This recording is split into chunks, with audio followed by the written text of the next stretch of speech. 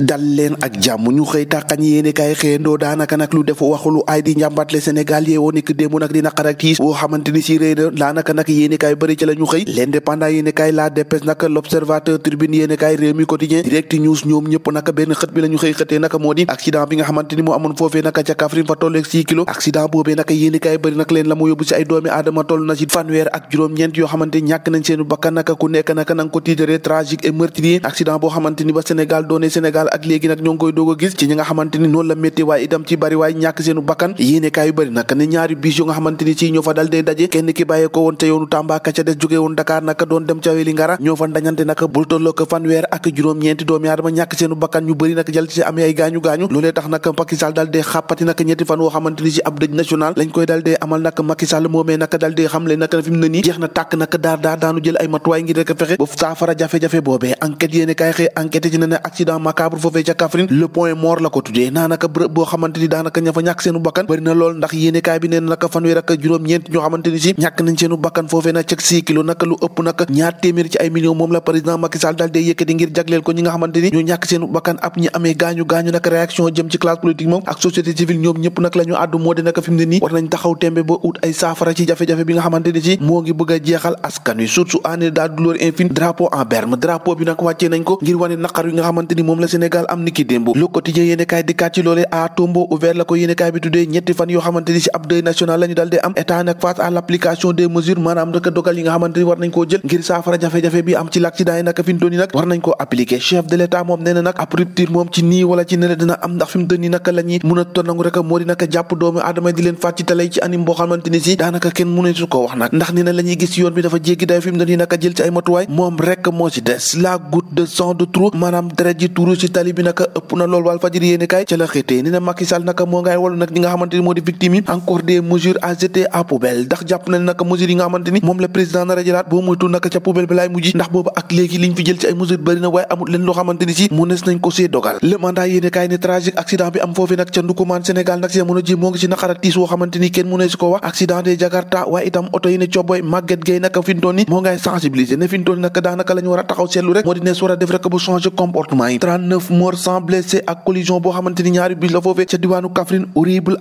horrible drame à 6 kilos noonu la ko yéene kaay léegi ko xëy fësale nee na accident bi nga xamante ni si moo gën a meurtrier naka ci histoire du Sénégal mosuñu ko fee gis ci yàlla yéene kaay bi ne artiste na ak homme politique ñoom ñëpp naka seen activité daal dañ koy teg ci suuf naka ngir rek masaw ñi nga xamante ni si ñoo ñàkk seenu bakkan naka ci boobu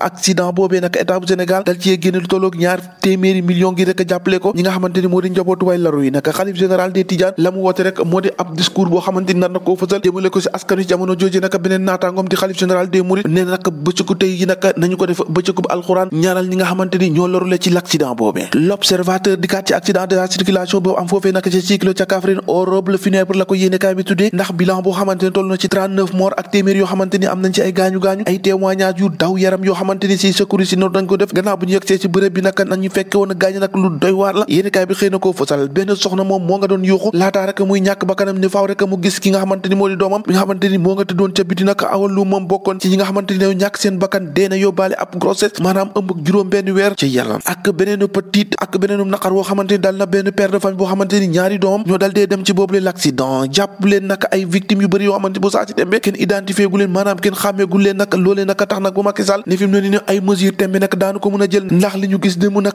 ëpp naa amati fi nga xamante ni si moo di réewum Sénégal loolee nag yéene kaay bi di alerte xëy na koo fësal nee na ay sang nee na deret ay rongo yu bëri nag dal dee wate nag ni ki démb ci réewum Sénégal gannaaw l'accident bi nga xamante ni moo am foofee nag ci diwaanu Kaffrine cay Sénégal fu ñu jëm ak l'accident yi ñoo ko déggandoo jaa ngeen jëf ba ëllëg